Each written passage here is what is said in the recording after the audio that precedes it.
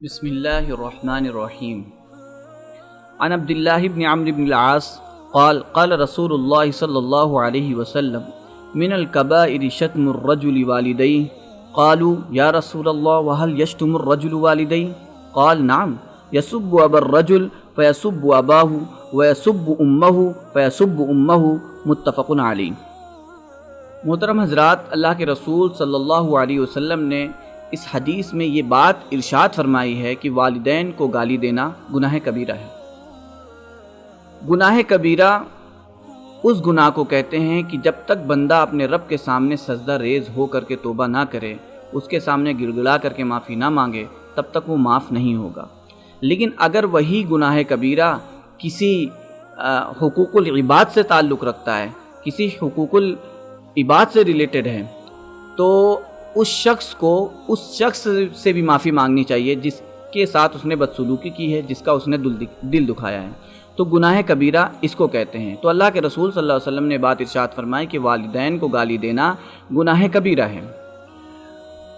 تو اصحاب جو اللہ کے رسول صلی اللہ علیہ وسلم کے سامنے بیٹھے ہوئے تھے، انہوں نے یہ بات فرمائی، کیا کوئی شخص اپنے والدین کو بھی گالی دے سکتا ہے؟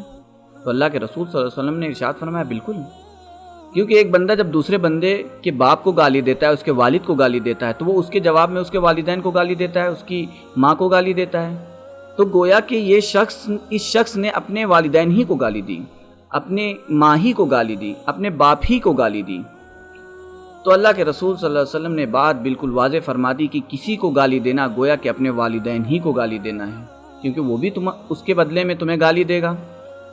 تو اس چیز سے اجتناب کرنا بے حد ضروری ہے۔ ہم سوچتے ہیں کہ ہم تو دوسروں کو گالی دے رہے ہیں۔ پہلی بات تو گالی دینا بالکل اچھی بات نہیں، اور دوسری بات تم گالی دے کس کو رہے میرے بھائی؟ ذرا سوچو تو صحیح، تم اپنے ہی والدین کو گالی دے رہے ہو۔ اور یہ بات کوئی منع کرنے کی بات نہیں، کیونکہ یہ شریف النسل انسان جو ہوتا ہے، ایک شریف خاندان سے جو تعلق رکھتا ہے، ایک اچھا انسان، اپنے رب سے ڈرنے والا، رسول اللہ صلی اللہ علیہ وسلم کے نقش قدم پر چلنے والا شخص کبھی بھی کسی کے ساتھ بدسلوکی نہیں کرتا، کسی کو گالی نہیں دیتا۔